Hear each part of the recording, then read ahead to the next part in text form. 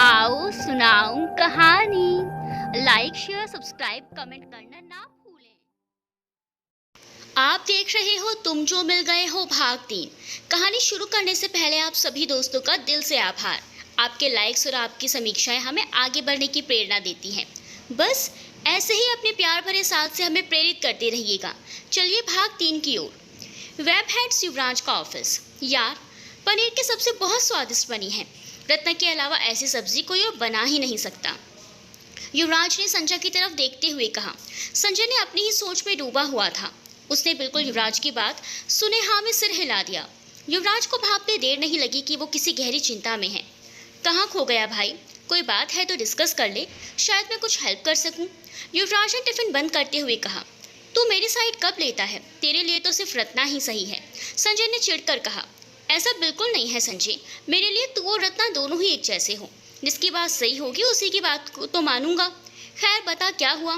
युवराज ने उसके कंधे पर हाथ रखते हुए कहा। यार, मैंने रत्ना को कभी किसी चीज के लिए मना किया है क्या? मतलब जो उसको चाहिए वो उसको दिलवाता हूँ। उसके आराम की हर चीज है घर में। मैंने उसे कभी घर की किसी बात के लिए नहीं टोका। वो घर को जैसे रखना चाहती है, जो लाना चाहती है वो लाए। मैं रोक टोक कभी नहीं करता। फिर भी संजय कुछ तल्ख हो गया। फिर भी क्या? ऐसा क्या हो गया, बता भी अब। युवराज ने जोर देकर पूछा। हर बात पर दूसरों से तुलना करती रहती है। उसका पति ऐसा करता है, तुम नहीं करते। उसकी सहेली का पति उसे हर साल एक फॉरेन टूर कराता है, तुम नहीं लेकर जाते। एक सहेली का पति बहुत अच्छा खाना बनाता है। भाई तो इस पर भी ताना मिलता है कि तुम क्यों नहीं बनाते। मतलब हर बात पर कंप्लेन ही करती रहती है। कभी कभी तो घर जाने का मन ही नहीं करता। बेकार लाइफ हो गई है। ये वो रत्ना नहीं रही जिससे मैंने प्यार किया था, संजय ने भारी आवाज में कहा। युवराज कुछ पल के लिए खामोश हो गए। सोचने लगे कि संजय रत्ना जैसी परफेक्ट जोड़ी भी इस पति पत्नी के टैग से बच नहीं पाई। कॉलेज में रत्ना को संजय की हर बात पसंद थी। उसकी हर बात पर प्यार आता था। पर आज वो उसे बदलना क्यों चाहती है? कंपेयर क्यों कर रही है? हाँ भाई, तुझे तो रत्ना की बात ठीक ही लगेगी, उसे क्यों कुछ कहेगा? संजय ने चुप बैठे युवराज को झकझोरते हुए कहा। अरे नहीं, वो मैं कुछ सोचने लगा। तू ऐसा क्यों सोचता है? जिसकी बात सही होती है मैं उसी का साथ देता हूँ। आज तुम घर आओगे ना, तब बात करूंगा रत्ना से, तू टेंशन मत ले ये चॉकलेट खा। युवराज ने हंसते हुए उसे चॉकलेट पकड़ाई तो संजय ने वही चॉकलेट उन पर मारते हुए कहा। वाह, मेरी चॉकलेट मुझे ही ऑफर कर रहा है। दोनों हंसने लगे। युवराज का घर। इधर बैठ रत्नू, तुझसे बात करनी है। युवराज रत्ना को खींचकर सोफे पर बैठाते हुए बोले। तभी दरवाजे की घंटी बजी। रत्ना खुश होकर बोली।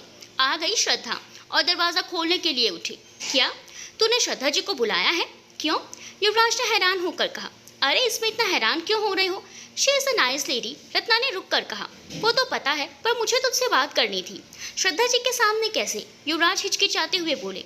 कोई फर्क नहीं पड़ता। जब जाऊं युवराज बाबू, आपकी इजाजत हो तो दरवाजा खोलूं? रत्ना ने मजाक में हाथ जोड़ते हुए कहा। रत्ना ने दरवाजा खोला, बहुत गर्मजोशी से श्रद्धा का स्वागत किया। रत्ना के गर्मजोशी और उत्साह देखकर संजय ने धीरे से कहा। भाई आज रहने देते हैं, रत्ना अच्छे मूड में है। खराब हो गया तो घर जाकर मेरा कीमा बना देगी। ठीक है, जैसे तू कहे, युवराज ने कहा। उठकर श्रद्धा के पास चले गए। हेलो श्रद्धा जी, कैसे हैं आप? श्रद्धा ने थोड़ा हैरान होकर कहा। मिस्टर युवराज, आप इतने फॉर्मल कब से हो गए? वो रत्ना ने फ़ोन करके आने पर जोर दिया तो अब आप फॉर्मल हो रही हैं श्रद्धा जी।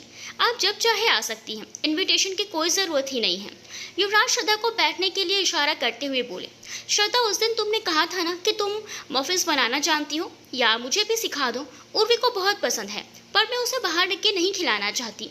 मैं सारा सामान ले आई हूँ, युवराज की किचन तो है ही। रत्ना युवराज की तरफ देख मुस्कुराते हुए बोली। अच्छा जी, मेरी किचन का इस्तेमाल वो भी मेरे बिना पूछे? कर लो, पर साफ कर देना हर चीज़, युवराज ने हंसते हुए कहा। वो तो हम कर ही देंगे, पर पहले तुम ये बताओ कि तुम मुझसे क्या बात करने वाले थे? रत्ना ने युवराज से पूछा। अरे कुछ खास नहीं, तुम बनाओ मफिन्स, फिर कभी बात करते हैं, युवराज ने संजय की तरफ देखते हुए कहा। हाँ, कुछ भी तो नहीं, बनाओ मफिन्स बनाओ, संजय ने भी हिचकिचाते हुए कहा। नहीं, कुछ तो बात है, जल्दी बताओ युवराज। क्या कहा संजय ने तुम्हें मेरे बारे में? रत्ना उठकर युवराज के पास जाकर बैठते हुए बोली। रत्नू कुछ नहीं, कह तो रहा हूँ, कोई खास बात नहीं है, जा ना तू, युवराज ने हंसते हुए कहा। युवराज बाबू, आप झूठ बोल ही नहीं सकते। आपके शक्ल पर साफ झलकता है कि आप कब झूठ बोल रहे हैं, तो इसलिए मुझसे तो ये झूठ बोलना मत, और जल्दी बताओ क्या बात है। रत्ना ने युवराज के गाल खींचते हुए कहा। तो फिर सुन, एक बात बता, क्या शादी से पहले तुझे नहीं पता था कि संजय को खाना बनाना नहीं आता और उसको सीखने में कोई दिलचस्पी भी नहीं है? युवराज ने रत्ना से पूछा। हाँ पता था, तो मैंने कब उसे खाना बनाने को कहा?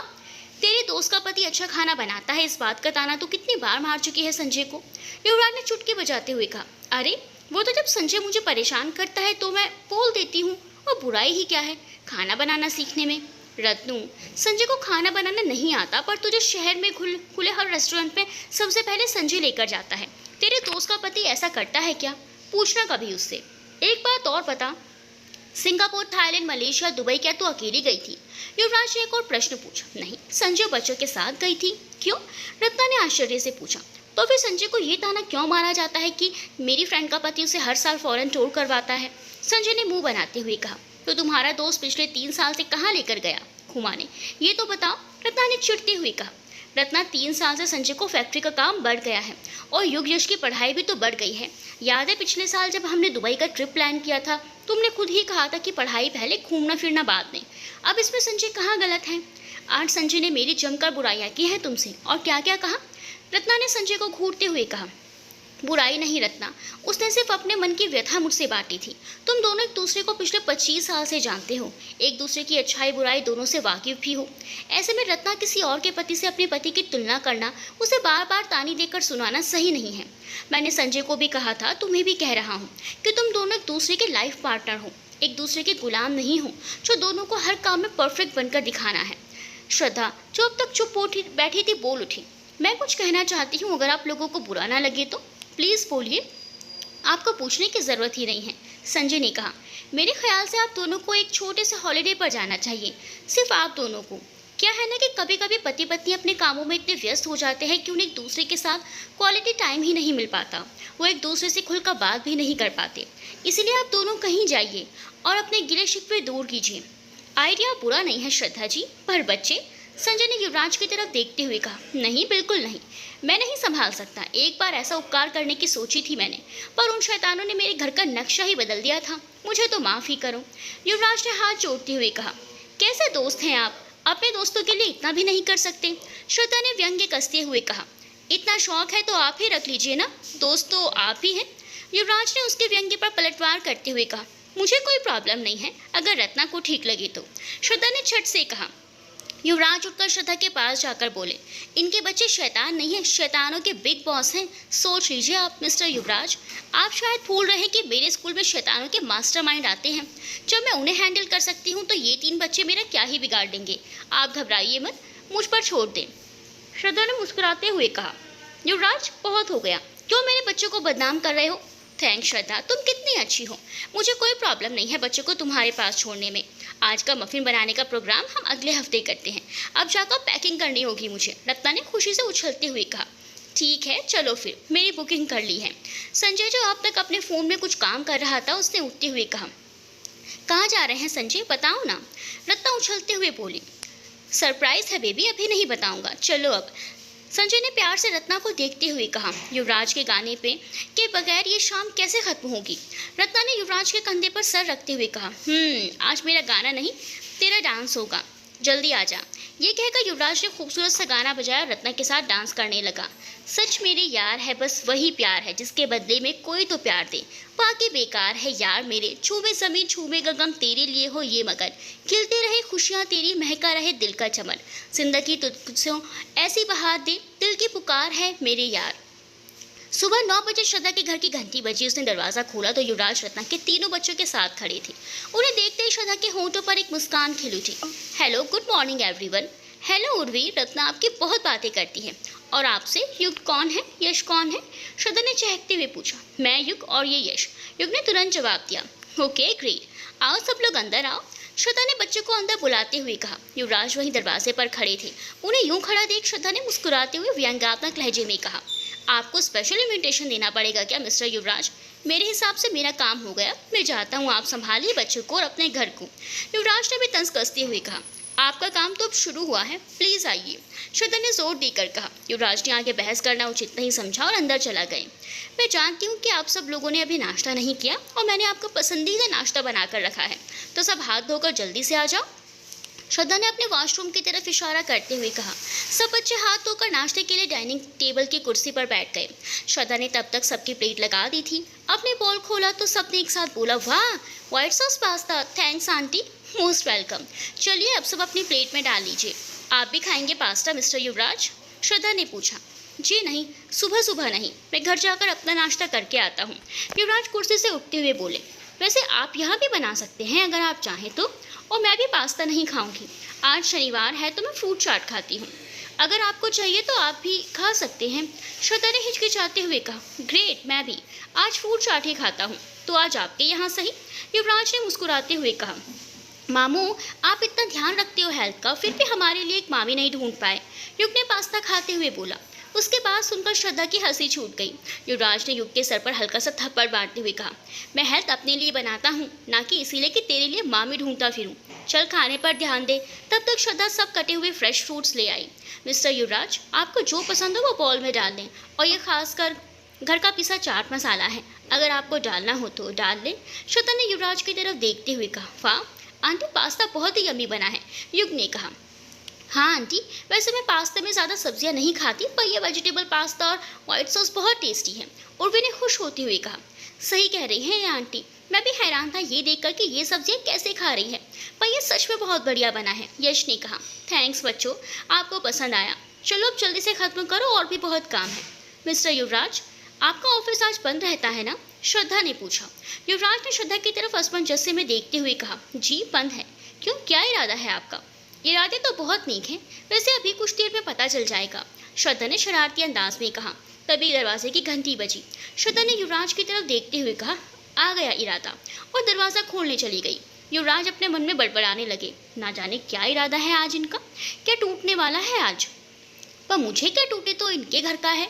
युवराज को बड़बड़ाते देख युग फुसफुसाते हुए बोला, मामू, वैसे ये आंटी मामी बनने लायक है, मुझे तो पसंद आई, आपका क्या इरादा है? अबे ओ मामू के भांजे, चुपचाप पास्ता खा, मैं जैसा हूँ वैसा ही ठीक हूँ, मरने का और टूटने का शौक नहीं है मुझे, युवराज ने युग के सर पर थप्पड़ मारते हुए कहा।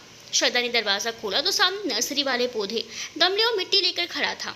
श्रद्धा ने उसे अपनी बालकनी में सारा सामान रखने को कहा। ये सब क्या है श्रद्धा आंटी? उर्वी ने पूछा। श्रद्धा ने युवराज की तरफ देखते हुए कहा, आज आपके युवराज मामू हमें पौधे लगाना सिखाएंगे। युवराज ने हैरानी से श्रद्धा की तरफ देखा, घूरते हुए कहा, ये कब तय हुआ था? अभी अभी। आपको कोई परेशानी है तो? श्रद्धा ने व्यंग्यात्मक हंसी हंसते हुए कहा, जी नहीं, कोई परेशानी नहीं है, आपके होते हुए मुझे परेशान होने की क्या ज़रूरत है, वो तो फ्री में मिलती है मुझे, युवराज ने दांत भींचते हुए कहा। श्रद्धा ने हंसते हुए युवराज की तरफ देखा और फिर तीनों बच्चों को बालकनी में आने को कहा। सबसे पहले हम ग्लव्स पहनेंगे, जिससे हमारे हाथ और नाखून खराब ना हो। श्रद्धा ने बच्चों को युवराज को ग्लव्स देते हुए कहा। युवराज मामू, अब क्या करना है? यश ने पूछा। सबसे पहले आंटी से बोलो कि नीचे फर्श पर न्यूज़पेपर बिछा ले, वरना सब जगह मिट्टी हो जाएगी और आपकी आंटी सफाई करती रह जाएंगी, युवराज ने श्रद्धा की तरफ देखते हुए कहा। बच्चों ने न्यूज़पेपर बिछा दिए और उस पर खाली गमले रख दिए। युवराज ने बच्चों को बोरे में से मिट्टी गमलों में भरने को कहा। सबने मिलकर सभी गमलों में मिट्टी भरनी शुरू कर दी। लगभग आधे घंटे बाद श्रद्धा बोली, कुछ कमी लग रही है, कुछ मिसिंग है ना? हाँ, अभी तक कुछ टूटा फूटा नहीं। हाँ, इस चीज़ की कमी खल रही होगी आपको, है ना? युवराज ने तुरंत कटाक्ष करते हुए कहा। श्रद्धा ने मुंह बनाते हुए कहा, बिल्कुल हंसी नहीं आई। तो फिर क्या मिसिंग है आंटी? युग ने पूछा। अभी बताती हूँ, श्रद्धा ने उठकर अंदर जाते हुए कहा। कुछ समय बाद श्रद्धा ने टेबल पर कुछ सामान लाकर रखा, जिसे बच्चे देख खुशी से उछल पड़े। उसने एक टेबल पर ब्लूटूथ स्पीकर, चिप्स और जूस रखते हुए कहा, पहले सब अपने ग्लव्स उतारकर हाथ धोकर जूस और चिप्स लेंगे, बाद में हम गाने सुनते सुनते गार्डनिंग करेंगे। सबने श्रद्धा के कहे अनुसार हाथ धोकर जूस और चिप्स का मजा लिया। फिर श्रद्धा ने बच्चों से पूछा, कौन सा गाना चलाऊं? आंटी प्लीज़ पुराने गाने मत चलाना, कोई डांसिंग नंबर चलाइए ना प्लीज़, युग ने कहा। ठीक है, ये गाना तुम सबको बहुत अच्छा लगेगा, श्रद्धा ने अपने फ़ोन पर उस गाने को चुनते हुए कहा। मैं तो बादलों से दूर जाऊंगी, मैं तो अब नहीं सुर पाऊंगी, जो क्रेजी क्रेजी सपने मेरे सारे चुनके में बुन आऊंगी। हमारा इस दुनिया की हूँ ही नहीं, मैं अपनी ही दुनिया बनाऊंगी। एक जिंदगी मेरी सो ख्वाहिशा में पूरी करा, एक जिंदगी मेरी सो ख्वाहिशा में जीना में पूरी करा। सब इस गाने पर थिरकते हुए गमलों में मिट्टी भरकर युवराज के सिखाए अनुसार पौधे लगा रहे थे। लगभग 2 घंटे तक बच्चे युवराज और श्रद्धा के साथ गाने सुनते हुए पौधे लगते रहे। 2 घंटे बाद सब साफ सफाई करने के बाद जब उन्होंने एक नज़र श्रद्धा की बालकनी पर मारी तो सबका मन प्रफुल्लित हो उठा। आखिरकार उनकी मेहनत रंग लाई। वाह आंटी, आपकी बालकनी बहुत ही सुंदर लग रही है। उर्वी ने फूल पौधों पर अपना हाथ फेरते हुए कहा, और इसका सारा क्रेडिट आप तीनों को जाता है। आपके हाथों ने किया है ये कमाल। तो पार्टी तो बनती है फिर, क्यों, क्या कहते हैं सब? श्रद्धा ने अपनी खुशी का इजहार करते हुए कहा। वाह पार्टी, कहाँ पर आंटी? यश खुशी से उछलते हुए बोला। जहाँ आपके युवराज मामू हमें ले जाए। श्रद्धा ने युवराज की तरफ तिरछी निगाहों से देखते हुए कहा। अरे ये क्या मतलब, आप आज का भी मुझसे नहीं पूछेंगी, खुद ही तय कर लेंगे सब कुछ? युवराज ने चिढ़ते हुए कहा। तो आपकी छुट्टी है ना आज, कोई काम है क्या आपको? श्रद्धा ने भी तुनक कर पूछा। हाँ मतलब नहीं, अभी नहीं है, पर चलो चलो जल्दी चलो मामू, आप फ्री हो अभी, भूख भी लगी है। और भी उनके कंधों पर चढ़ते हुए बोली। अब मेरी परी कह रही है तो चलना पड़ेगा। कनॉट प्लेस चलते हैं, एक नया रेस्टोरेंट खुला है वहाँ। चलो सब कपड़े चेंज कर लो, मैं भी कपड़े बदल कर आता हूँ। युवराज ने उर्वी के गालों को प्यार से थपथपाते हुए कहा। सब बच्चे अंदर भाग गए अपने कपड़े बदलने। युवराज भी जाने लगे तो श्रद्धा ने उन्हें रोकते हुए कहा। मिस्टर युवराज, थैंक्स, आपने मेरी बालकनी को खूबसूरती से सजाने में बहुत मदद की और गार्डनिंग के इतने सारे टिप्स भी दिए। थैंक्स की ज़रूरत नहीं है श्रद्धा जी, मुझे जो आता था वो मैंने आपको सिखा दिया, इसमें कोई बड़ी बात नहीं है। युवराज ने मुस्कुराते हुए कहा। मैं आपसे सॉरी भी बोलना चाहती हूँ। आपसे बिना पूछे मैंने आज ये सब प्लान कर लिया और बाहर लंच भी प्लान कर लिया। अगर आपको सच में कोई ज़रूरी काम है तो मैं ले जाऊँगी बच्चों को, कोई प्रॉब्लम नहीं है। श्रद्धा ने युवराज से माफ़ी मांगते हुए कहा। कुछ पल युवराज श्रद्धा को देखते रहे, फिर धीरे से उसके पास आकर बोले। वैसे ये वाला रूप आपका बहुत कम देखने को मिलता है, स्वीट एंड चार्मिंग। मैं तैयार होकर आता हूँ। युवराज श्रद्धा की आंखों में देख मुस्कुराते हुए वहां से चले गए। श्रद्धा के चेहरे पर अनायास से एक मुस्कान उभर आई, फिर वो तैयार होने अंदर चली गई। युवराज पार्किंग लॉट में सबका इंतजार कर रहे थे। तभी बच्चे भागते हुए आए और गाड़ी में कौन आगे बैठेगा इस पर लड़ने लगे। उफ, लड़ क्यों रहे हो, बैठ जाओ जिसको बैठना है। और अपनी आंटी को कहाँ छोड़ा है तुम तीनों? युवराज बेसब्री से लिफ्ट की ओर देखते हुए बोले। आंटी ताला लगा कर आ रही है मामू। वैसे आज आप बहुत स्मार्ट लग रहे हो। उर्वी ने युवराज के कंधे पर हाथ रखते हुए इतरा कर कहा। किसे इम्प्रेस करना है आज मामू जान? युग ने भी युवराज के दूसरे कंधे पर हाथ रखते हुए कहा। युवराज ने दोनों को अपनी बाहों में भरते हुए कहा। बहुत बड़े हो गए हैं मेरे नन्हे से शैतान, रत्ना ने बहुत बिगाड़ रखा है तुम्हें। और आज स्मार्ट लग रहा हूँ मतलब, रोज नहीं लगता क्या? अरे स्मार्ट तो आप रोज ही लगते हो। वैसे मामू आप इतने स्मार्ट दिखते हो, फिर भी आप हमारे लिए एक मामी नहीं ढूंढ पाए। छी छी, क्या फायदा ऐसे स्मार्टनेस का? यश मुंह बनाते हुए बोला। यार तुम सब मेरे पीछे हाथ धोकर क्यों पड़ गए हो? सुबह से मामी नाम के विचित्र प्राणी की रट लगा रखी है। और क्यों ढूंढूं मैं तुम्हारे लिए मामी? मैं ऐसे ही सही हूँ। ये तुम्हारी आंटी कहाँ रह गई? युवराज ने घड़ी देखते हुए कहा। वो क्या, देखो आ गई शायद हमारी मामी। ये कहकर तीनों बच्चे हंसने लगे।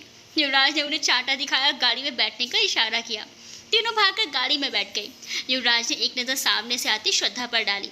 हल्के नीले रंग की सलवार कमीज, कानों में नीले रंग के छोटे छोटे झुमके, होठों पर हल्के से लिपस्टिक और खुले बालों में श्रद्धा का रूप कुछ अलग ही निखर कर आ रहा था। युवराज कुछ पल के लिए उसे देखते रहे। उन्हें ऐसा लगा मानो वो सीधे उनके दिल में घुसती चली आ रही हो।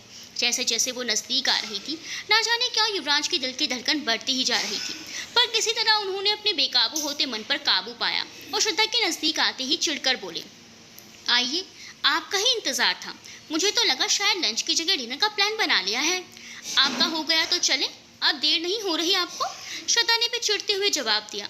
युवराज मन ही मन बड़बड़ाते हुए अपनी ड्राइविंग सीट की तरफ चल पड़े।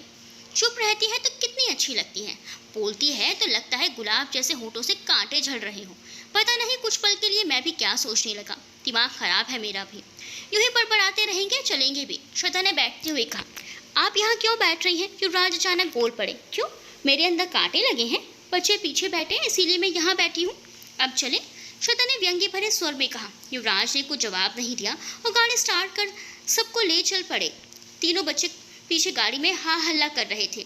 उनके पसंदीदा गाने चल रहे थे जिसमें युवराज और श्रद्धा दोनों को ही दिलचस्पी नहीं थी, इसलिए दोनों चुपचाप थे। युवराज ने चुप्पी तोड़ते हुए कहा। वैसे आज आप अच्छी लग रही हैं। थैंक्स, आप भी आज कुछ अलग लग रहे हैं। श्रद्धा ने युवराज को कॉम्प्लीमेंट देते हुए कहा। मैं तो हूँ ही अलग, युवराज ने इतराते हुए कहा। ओहो, इसे कहते हैं अपने मुंह मियाँ मिट्ठू बनना, श्रद्धा ने हंसते हुए कहा। युवराज सबको एक नए खुले रेस्टोरेंट में ले गए। सबने बहुत मस्ती मजा किया। बच्चों ने बहुत सी वैरायटी खाई। खाना खाकर बच्चों ने युवराज से वहाँ ही साथ बने गेमिंग एरिया में जाने की जिद की। श्रद्धा ने तीनों को गेमिंग कार्ड खरीद के दे दिया। तीनों बच्चे गेम्स खेलने में व्यस्त हो गए। तभी श्रद्धा को एक फ़ोन आया जिसे सुनकर वो बाहर चली गई। जी मिश्रा जी, कैसे हैं आप? श्रद्धा ने थोड़ा हिचकिचाते हुए कहा। श्रद्धा जी, महीना शुरू हुए 10 दिन हो गए हैं। स्कूल का किराया नहीं आया अभी तक। सोचा आपको याद करा दूं। मिश्रा जी बोले, याद है मुझे मिश्रा जी, बस 2 दिन और दे दीजिए, मैं बैंक में जमा करवा दूंगी। माफ़ी चाहूंगी, इस बार थोड़ी देर हो गई, आगे से ऐसा नहीं होगा। श्रद्धा ने माफ़ी मांगते हुए कहा, ये तो आपने पिछली बार भी कहा था। आपको याद दिला दूं कि आपको जो जगह आपके दोस्त के आश्वासन पर दी थी मैंने, उसने कहा था कि आप किराया समय पर देंगी, पर आप तो अब इसे हर बार कहीं बना रही हैं। ये सही नहीं है। मिश्रा जी ने थोड़ा गुस्से में बोला। मिश्रा जी, अगली बार से मैं आपको शिकायत का एक भी मौका नहीं दूंगी। प्लीज़ इस बार 2 दिन और रुक जाएं। ठीक है, पर अगली बार ऐसा नहीं चलेगा। ये कहकर मिश्रा जी ने फ़ोन काट दिया। वो कुछ देर बाहर खड़ी ही रही। ये सोचती रही कि सब कुछ कैसे सामान्य होगा। स्कूल का किराया, टीचरों की फ़ीस, ड्राइवर की फ़ीस, वैन का खर्चा और भी बहुत से खर्च हैं। ये सब वो कैसे करेगी? जितनी उसे उम्मीद थी उतने बच्चों ने इस साल उसके स्कूल में एडमिशन नहीं लिया। इससे सारा बजट गड़बड़ा गया। क्या उसे अपने ख्वाब को बंद करना पड़ेगा? नहीं। ये सोचते ही उसकी आंखें नम हो गई। तभी किसी ने पीछे से उसके कंधे पर थपथपाया। उसने पलटकर देखा तो युवराज खड़े थे। श्रद्धा अपनी आंखों की नमी युवराज से छुपा नहीं पाई। उसकी बड़ी बड़ी सुंदर आंखों में नमी देख युवराज बोले, ये आंखें बहुत सुंदर हैं, इन्हें आंसुओं से मैला मत कीजिए। कुछ पल के लिए श्रद्धा युवराज को देखती रही। उसे समझ ही नहीं आ रहा था कि युवराज सच में गंभीर थे या मजाक कर रहे थे। श्रद्धा की ऐसी हालत पर युवराज अपनी हंसी रोक नहीं पाए। माफ़ कीजिए, मैं मजाक कर रहा था, पर आप तो सीरियस हो गई। सॉरी, आपको बुरा लगा तो। श्रद्धा को एक पल के लिए लगा कि युवराज उसके दुख को भाप गए हैं, पर युवराज की हंसी ने उसके भ्रम को तोड़ दिया। वो मन ही मन अपने ऊपर हंसने लगी कि वो भी कितनी बेवकूफ़ है जो युवराज से ऐसी उम्मीद लगा बैठी। लगी आप, यही गोंद की तरह चिपकने का इरादा है क्या? चलिए, बच्चे इंतजार कर रहे हैं, युवराज ने बहुत रूखे अंदाज में कहा। उनके इस रूखे अंदाज ने श्रद्धा के पहले से ही आहत मन को और आहत कर दिया। अब उसका मूड पूरी तरह बिगड़ चुका था। बच्चों के लिए खातिर वो अपने चेहरे पर एक नकली हंसी चिपका कर युवराज के पीछे चल पड़ी। बच्चों ने वहां से चिल्ड्रन पार्क जाने की जिद की। श्रद्धा और युवराज उनकी बात मान गए, क्योंकि उन्हें किसी तरह बच्चों को व्यस्त रखना था। चिल्ड्रन पार्क में बच्चों ने खूब मस्ती की, लगभग सभी झूलों का आनंद लिया। उनके साथ युवराज और श्रद्धा भी कुछ झूलों पर बैठे। युवराज ने तो बच्चों के साथ लगभग हर झूले का आनंद लिया। श्रद्धा ने इन सब पलों को कैमरे में कैद कर लिया। लगभग 2-3 घंटे मस्ती करने के बाद वो लोग वहाँ से निकले और फिर बच्चों को चाइनीज़ रेस्टोरेंट में कुछ खिलाकर वहाँ से चल दिए। बच्चे इतनी मस्ती के बाद थक चुके थे। गाड़ी से कुछ दूर चलते ही थक कर सो गए। उनके सोते ही युवराज ने उनकी पसंद के गाने बंद कर दिए और अपनी पसंद का गाना चला दिया। तुम इतना जो मुस्कुरा रहे हो, क्या गम है जिसको छुपा रहे हो, आंखों में नमी हंसी लबों पर, क्या हाल है क्या दिखा रहे हो, क्या गम है जिसको छुपा रहे हो। श्रद्धा आंखें बंद कर इस गाने में इस कदर खोई हुई थी कि कब उसके आंसू उसकी आंखों के कोनों से छलककर उसके गालों पर लुढ़क गए, उसे पता ही नहीं चला। ये बहुत कीमती आंसू हैं श्रद्धा जी, इन्हें ऐसे गंवाएं मत। शाम से देख रहा हूँ उस फोन आने के बाद से आप बहुत उदास हैं, पर दिखा नहीं रही। तभी तो गाना चलाया था मैंने। बताइए प्लीज़, क्या गम है जिसको आप छुपा रही हैं? युवराज की आवाज़ में श्रद्धा के लिए चिंता साफ झलक रही थी। आपने नोटिस किया? मुझे तो लगा। कहते कहते श्रद्धा रुक गई। बिल्कुल किया, पर बच्चों के सामने पूछना नहीं चाहता था, और फिर ये भी एहसास था कि बात कुछ ज़्यादा ही बड़ी होगी। तभी आपकी आंखों में नमी थी, इसीलिए सोचा कि फुर्सत में पूछूंगा। श्रद्धा कुछ पल खामोश हो गई। उसे लगा था कि युवराज को शायद उसके आंसुओं से कोई मतलब नहीं था, और होना भी नहीं चाहिए। आखिरकार वो केवल युवराज की एक पड़ोसन ही तो थी। पर युवराज के इस पल के व्यवहार ने उसे चौंका दिया। क्या सोच रही हैं आप? शायद मेरा आपकी पर्सनल लाइफ में दखल देना उचित नहीं है, पर आप बहुत परेशान दिख रही थी, इसीलिए मैंने पूछा। ऐसी कोई बात नहीं है मिस्टर युवराज। असल कभी किसी ने मेरी ऐसी तकलीफ को समझा ही नहीं। हर दुख और हर मुश्किल का सामना अकेले ही करती आई हूँ। आज आपने इस तकलीफ को देखा भी, समझा भी और पूछा भी, तो थोड़ा समय लग गया। श्रद्धा अल्फाज ढूंढने के लिए रुक गई, डाइजेस्ट करने में। युवराज ने हल्के से हंसते हुए कहा। श्रद्धा भी उनकी बात पर मुस्कुराकर बोली, घर पहुंचकर बात करते हैं, अभी गानों का मज़ा ले लेते हैं। युवराज ने श्रद्धा की बात मानते हुए गाने चला दिए और दोनों चुपचाप उन गानों की धुन में खो गए। बन जाएंगे जहर पीते पीते ये अश्क जो पिए जा रहे हैं, क्या गम है जिसको छुपा रहे हो, जिन जख्मों को वक्त भर चला है, तुम क्यों उनको छेड़े जा रहे हो, क्या गम है जिसको छुपा रहे हो, रेखाओं का खेल है मुकद्दर, रेखाओं से मात खा रहे हो, क्या गम है जिसको छुपा रहे हो। घर पहुंचकर युवराज और श्रद्धा ने बच्चों की कमरे में सुला दिया। बच्चे इतने थक गए थे कि सब युवराज के कमरे में ही सो गए। बच्चों के सोने के बाद दोनों उठकर बाहर आ गए। आप कॉफ़ी पियेंगी? युवराज ने किचन की तरफ जाते हुए कहा। नहीं, मैं चाय पीऊँगी। क्या मैं खुद बना लूँ? श्रद्धा ने हिचकिचाते हुए पूछा। Please help yourself. मैं भी यही कहने वाला था कि चाय पीनी है तो खुद बना लीजिए, क्योंकि मैं कॉफ़ी बना रहा हूँ, युवराज ने मुस्कुराते हुए कहा। युवराज ने अपनी एक्सप्रेसो मशीन में कॉफ़ी का सामान डाला और कॉफ़ी तैयार हो गई। वाह मिस्टर युवराज, ये मशीन तो बहुत काम की है। बढ़िया एक्सप्रेस कॉफ़ी चुटकियों में तैयार। श्रद्धा ने अदरक कूटते हुए कहा। थैंक्स। प्रगति मैदान मेले से लाया था। 2 घंटे रत्ना ने हर स्टेट के स्टॉल पर घुमा घुमा कर हालत बुरी कर दी थी, पर वो सारी थकान इस एक्सप्रेसो मशीन से दूर हो गई। युवराज ने कप में कॉफ़ी डालते हुए कहा, खुशबू भी बढ़िया है। श्रद्धा ने भी अपनी चाय छानते हुए कहा, खुशबू तो अदरक वाली चाय की भी बहुत बढ़िया आ रही है। युवराज ने हंसते हुए कहा। दोनों युवराज के बालकनी में जाकर बैठ गए। श्रद्धा चुपचाप अपनी चाय पीने लगी। तो अब बताएं श्रद्धा जी, क्या बात है जो आपको इतना परेशान कर रही है? युवराज ने अपनी कॉफ़ी पीते हुए कहा। मिस्टर युवराज, 2 साल पहले अपना प्ले स्कूल खोला था। दोस्त ने स्वाति अपार्टमेंट में किराए पर एक नीचे का मकान दिलवाया था। उसमें थोड़ा खर्चा करके उसे एक प्ले स्कूल का लुक दिया। 2 साल बहुत अच्छे से गुजरे, बच्चे भी बहुत आए, पर इस साल बहुत कम एडमिशन्स हुए हैं, जिसकी वजह से सारा बजट हिल गया। इस महीने का किराया भी नहीं भर पाई अभी तक। बस इसी उधेड़बुन में हूँ कि क्या करूँ, श्रद्धा ने अपनी परेशानी बताते हुए कहा। और इस साल बच्चे कमाने की कोई खास वजह? युवराज ने पूछा। बराबर की सोसाइटी में एक और प्ले स्कूल खुल गया है और वो मेरे स्कूल से ज़्यादा बढ़िया है। श्रद्धा ने कुछ सोचते हुए कहा। क्या आप कैसे कह सकती हैं कि वो स्कूल आपके स्कूल से ज़्यादा बढ़िया है? युवराज ने हैरान होकर पूछा। काफ़ी बड़े एरिया में है, एक बढ़िया प्लेग्राउंड है, बढ़िया फैसिलिटीज़ हैं, इंटीरियर्स हमारे स्कूल से लाख गुना बढ़िया है। उन्होंने स्कूल का प्रमोशन भी बहुत अच्छा किया है, इसीलिए कह रही हूँ कि वो स्कूल ज़्यादा बढ़िया है। श्रद्धा ने अपनी चाय खत्म करते हुए कहा। आपके स्कूल का कोई वेबसाइट है? इंस्टाग्राम, ट्विटर और फेसबुक पर हैं आप? युवराज ने जानकारी मांगी। वेबसाइट तो नहीं है, पर हाँ फेसबुक पर हैं हम। श्रद्धा अपने फ़ोन में स्कूल का फेसबुक पेज खोलते हुए बोली। उसने पेज खोलकर युवराज को फ़ोन पकड़ा दिया। युवराज ध्यान से उसके फेसबुक पेज को देखने लगे। फिर उन्होंने श्रद्धा को फ़ोन वापस करते हुए कहा, आपको थोड़ा और प्रोफेशनलिज्म लाना होगा श्रद्धा जी। सबसे पहले अपने स्कूल की वेबसाइट तैयार करवानी होगी।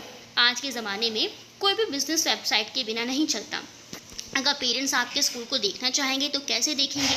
स्कूल आकर देखेंगे, तभी तो उन्हें पता चलेगा कि स्कूल का वातावरण कैसा है। नहीं श्रद्धा जी, आजकल कोई कहीं नहीं जाना चाहता। सब लोग घर से निकलकर सब्जी खरीदने नहीं जाते, उसे भी घर बैठे ऑर्डर करते हैं, तो स्कूल देखने कैसे आएंगे? आपको अपने स्कूल का वातावरण वेबसाइट के माध्यम से ही दिखाना होगा, जिससे पेरेंट्स आपके पास आएँ। उन्हें लगाना चाहिए कि आप बेस्ट प्रोवाइड कर रही हैं। श्रद्धा जी, याद रखिए, जो दिखता है वही बिकता है। युवराज ने श्रद्धा को बिजनेस के गुर सिखाते हुए कहा। पर मेरे पास वेबसाइट बनाने के लिए अभी फंड नहीं है, तो कैसे करूँगी? श्रद्धा ने अपनी फाइनेंशियल पोजीशन समझाते हुए कहा। श्रद्धा जी, युवराज सिंह राठौर किस काम आएगा? मैं आपके स्कूल के लिए वेबसाइट तैयार करूँगा। अरे नहीं, आप मेरी वजह से नुकसान क्यों उठाएंगे? और फिर वो कहावत है ना, घोड़ा घास से दोस्ती करेगा तो खाएगा क्या? श्रद्धा ने हिचकिचाते हुए कहा। ये घोड़ा सिर्फ थोड़ी सी घास से ही दोस्ती कर रहा है, बाकी घास ये घोड़ा खा लेगा, आप चिंता ना करें। युवराज ने हंसते हुए कहा। श्रद्धा को भी हंसी आ गई, पर वो फ्री में युवराज से मदद लेने से तैयार नहीं थी।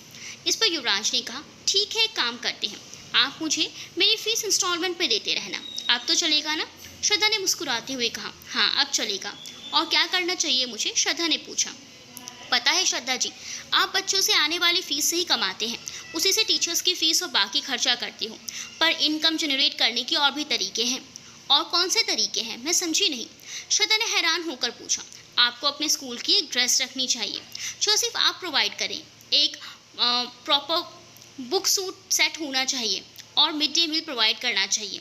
इन सब से आपकी इनकम जनरेट होगी। फिर आपको सैलरी और किराया भरने के लिए चिंता नहीं करनी पड़ेगी। श्रद्धा कुछ देर सोचती रही। आपको लगता था कि उसके स्कूल की पढ़ाई बहुत बेहतरीन है और इससे ज़्यादा एक स्कूल चलाने के लिए और क्या चाहिए होता है, पर वो गलत थी। इसके अलावा भी बहुत कुछ चाहिए। श्रद्धा जी, मैं जानता हूँ ये आपका तरीका नहीं है, पर बड़ी बड़ी मछलियों के बीच छोटी मछली को सर्वाइव करने के लिए ये तो करना ही पड़ेगा। युवराज ने मुस्कुराते हुए कहा। आप स्कूल के लिए वेबसाइट कब तैयार कर देंगे? श्रद्धा ने भी मुस्कुराते हुए पूछा। इसके लिए आपको मुझे अपने स्कूल गाने का न्योता देना पड़ेगा, क्योंकि तभी मैं एक बेहतरीन वेबसाइट तैयार कर पाऊंगा। श्योर, कभी भी, मोस्ट वेलकम। परसों आप फ्री हो तो आ जाएं। ठीक है, फिर परसों आपके स्कूल के साथ अपॉइंटमेंट फिक्स रहा। युवराज अपना कप रखने के लिए उठे। श्रद्धा ने भी अपना कप धोकर रख दिया और युवराज को शुभ रात्रि बोल अपने फ्लैट में आ गई। युवराज की बातों से उसको एक उम्मीद की किरण नजर आई थी। वो खुश भी थी, उसका अपना सपना पूरा अब अधूरा नहीं रहेगा। अगले दिन युवराज और श्रद्धा ने बच्चों का गुरुग्राम स्थित एक एडवेंचर पार्क में ले जाने का निर्णय लिया। यहाँ तरह तरह के स्पोर्ट्स खेल पाएंगे और अपने पसंदीदा स्पोर्ट्स पैराग्लाइडिंग का लुत्फ भी उठा पाएंगे। वैसे पैराग्लाइडिंग का नाम सुनते ही श्रद्धा के पसीने छूट गए, पर उसने अपने डर को सबके सामने नहीं आने दिया। बच्चों का उत्साह तो चरम सीमा पर था, क्योंकि ऐसे स्पोर्ट्स उन्होंने बहुत बार किए थे। वहां पर पहुंचकर सबसे पहले बच्चों ने बंजी जंपिंग की। युवराज ने श्रद्धा को बहुत मनाया कि वो एक बार जंपिंग करके देखे, पर श्रद्धा ने अपनी कमर दर्द का बहाना बना दिया। बचपन में स्विंग पर झूलने से ही उसे चक्कर आ जाते थे, तो बंजी जंपिंग तो बहुत दूर की बात थी। उसके बाद बच्चों ने बहुत से स्पोर्ट्स खेले। काफ़ी स्पोर्ट्स में युवराज ने उनका साथ दिया और काफ़ी उन तीनों ने अकेले ही किए। अब समय आया पैराग्लाइडिंग का, और वे जिद पकड़कर बैठी कि श्रद्धा भी उनके साथ पैराग्लाइडिंग करे, पर श्रद्धा को ऊंचाइयों से डर लगता था। बहुत मनाने के बाद वो उस स्थान तक सबके साथ चल पड़ी जहाँ से पैराग्लाइडिंग होती है। अरे युवराज, आज बहुत समय बाद आए हो यार, सब ठीक? पैराग्लाइडिंग के इंस्ट्रक्टर ने युवराज से हाथ मिलाते हुए कहा। हेलो वरुण, कैसे हो? बस यार थोड़ा सा मसरूफ हो गया था काम में, युवराज ने जवाब दिया। वरुण ने भी सभी बच्चों को हेलो किया। बच्चे युवराज के साथ यहाँ अक्सर आते थे, इसीलिए सब उन्हें पहचानते थे। वरुण श्रद्धा को देखकर थोड़ा चौंक गया, क्योंकि युवराज के साथ ज़्यादातर रत्ना और संजय ही आते थे। भाई, ये नई सदस्य कौन है? हो, आप समझा तो जनाब, इसीलिए गायब थे इतने समय से। मुबारक हो युवराज, आखिरकार तुमने भी लड्डू चख ही लिया, वरुण श्रद्धा को देखते हुए बोला। श्रद्धा को वरुण की बात बिल्कुल समझ ही नहीं आई, पर युवराज भाप पाई कि वरुण का दिमाग कहाँ दौड़ रहा है। नहीं वरुण, गलत समझ रहे हो, ये श्रद्धा जी है, मेरी पड़ोसन है। रत्ना और संजय से भी अच्छी दोस्ती है। आज वो लोग कहीं गए हैं तो हम लोग बच्चों को यहाँ ले आए, बस और कुछ नहीं। युवराज ने वरुण की गलतफहमी दूर करते हुए कहा। क्या युवराज भाई, मैं तो खुश हो गया था, पर कोई नहीं, वो दिन भी जल्द ही आएगा। चलो बच्चों, पहले कौन चलेगा मेरे साथ? वरुण बच्चों की तरफ रुक करते हुए बोला। श्रद्धा युवराज के पास आकर बोली, ये क्या कह रहे थे? कौन सा लड्डू? युवराज ने थोड़ा हिचकिचाते हुए कहा। कुछ नहीं, आप जाना चाहेंगे पहले?